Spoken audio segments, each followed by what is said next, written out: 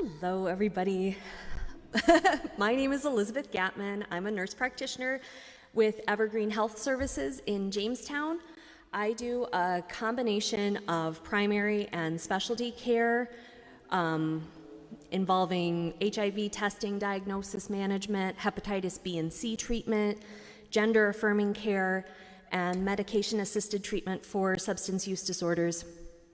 So when Luke asked me if I would be willing to give the homily for today's Sunday, my mind was flooded with the possibilities of what I wanted to say, and it was very difficult for me to narrow it down. But in the interest of time, I will try to be brief and succinct. I also need to clarify that I was raised Mennonite, so forgive me if this is not strictly in the Episcopalian tradition. October is a very busy month. It's Domestic Violence Awareness Month, LGBTQ History Month, Breast Cancer Awareness Month, National Pizza Month, and most importantly, St. Luke's Sunday. Healthcare Workers Sunday. For most of us, this sets up a dichotomy because you're either a healthcare worker or you're not. Either you're a healer or you're not. If you're a healthcare worker, then today is your day. Congratulations. Sit back, enjoy the accolades, eat the donuts. This is for you. If you don't work in healthcare, then you take today to congratulate those who do. The workers in the trenches. You say to yourself, I could never do that. Or perhaps, oh, I am glad I don't work in healthcare. I've worked in healthcare for 17 years now, first as a nurse and then as a nurse practitioner, and this is by far the most stressful my job has ever been. My first impression upon reading the texts for today is that I really identify with Paul's letter to Timothy. I have been poured out as a libation. I have finished the race. I have fought the good fight. Now let me lay down, someone else take up the baton and keep on going because I have nothing left to give. And I think after 18 months of pandemic stress, we're all kind of feeling this to some extent, but that's not really a very inspiring discussion. So I think if we dig deeper, we can find more to talk about here. The first text from Sirach is also not terribly inspiring. Yes, physicians are great, we all know, but honestly, as Luke showed in his children's sermon, most people tolerate doctors at best and fear them at worst. I equate it to me having to take my car to the mechanic. I know next to nothing about cars. I put gas in it when the gauge reads low, I get the oil changed a month after the sticker tells me to. I have it annually inspected, usually approximately on time. But when something goes wrong, the light comes on, or it makes a strange sound, or it lights itself on fire, I get this pit of fear and anxiety in my stomach. So when I take the car into the mechanic for its sick visit, they could tell me that the Flibberty gibbet needs replaced and it's going to be $250 and I can make an appointment next week, and I would say, okay, sure. And this is how most people perceive doctors.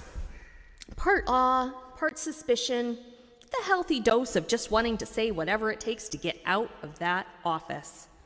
However, I present to you today that every one of you is a healer. In little ways, in different twists, it's there inside of you. And St. Luke's Day is the perfect day for you to cultivate this power. First of all, we need to recognize that healing actually takes two parties, the healer and the healed, and they each have responsibilities. Healing doesn't always happen the way we want it to. It doesn't meet our time frames or our expectations or even our definitions of healing. In today's reading, Jesus came to heal the blind, to restore their sight. But what happens when the blind man does nothing to protect his new sight? He goes out and he stares into the sun, and within a week he's blind again. Or what if the healing isn't immediate? What if Jesus said, okay, you have to wash your eyes with this water every day for the rest of your life in order to see? Is that still a miracle? Is that still healing? The responsibility is shared.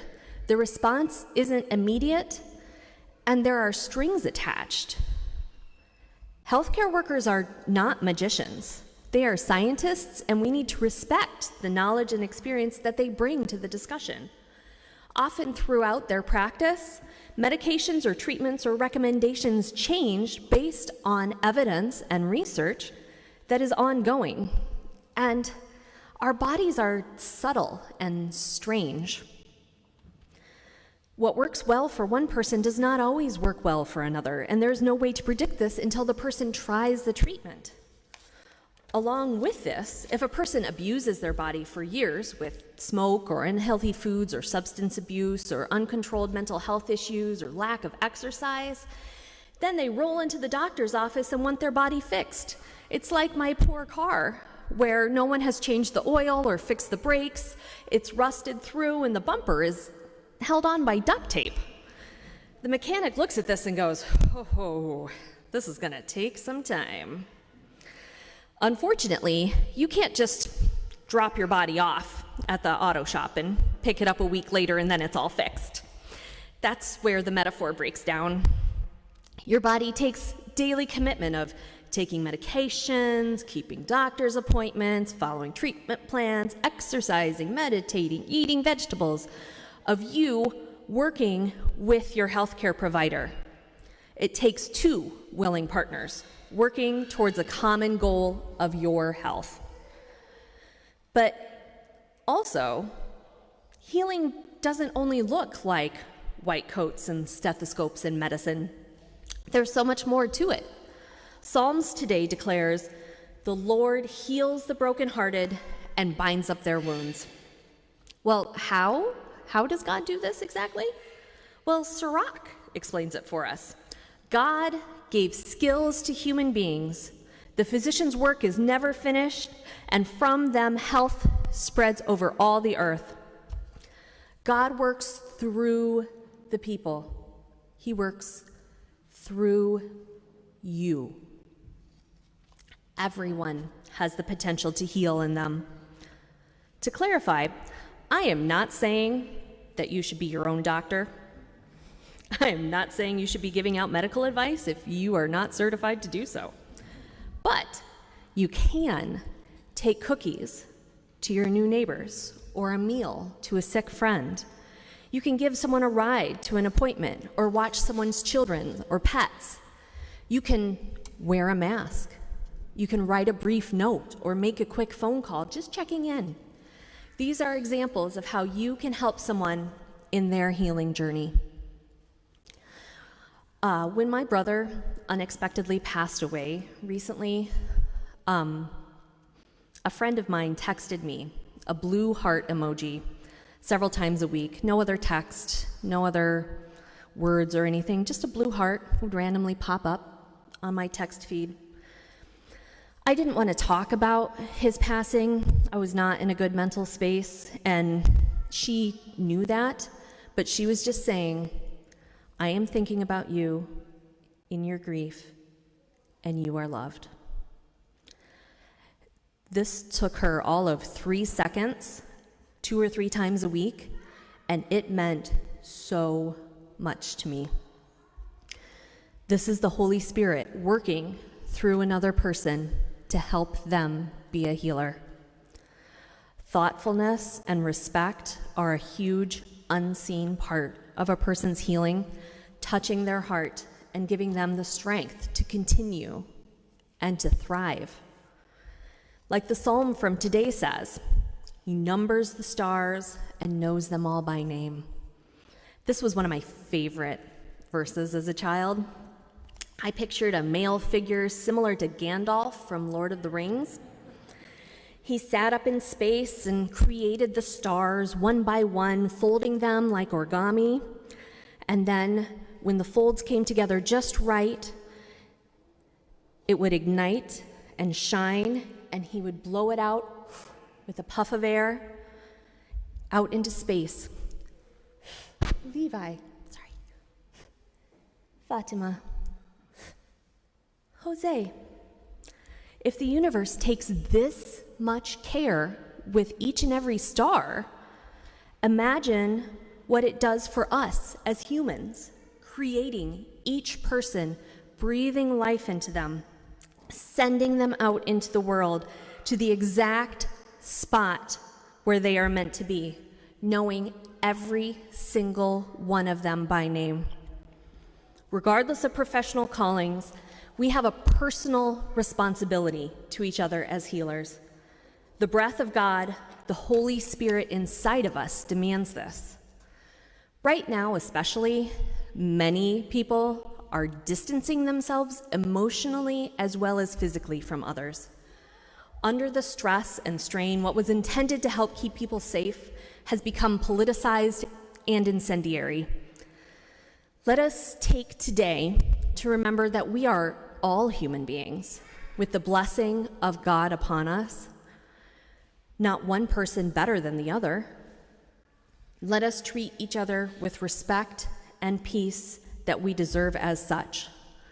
Take today, St. Luke's Day, Healer's Sunday, to recognize those who have helped you heal, both professional and amateur, but also take time to recognize those whom you can help heal.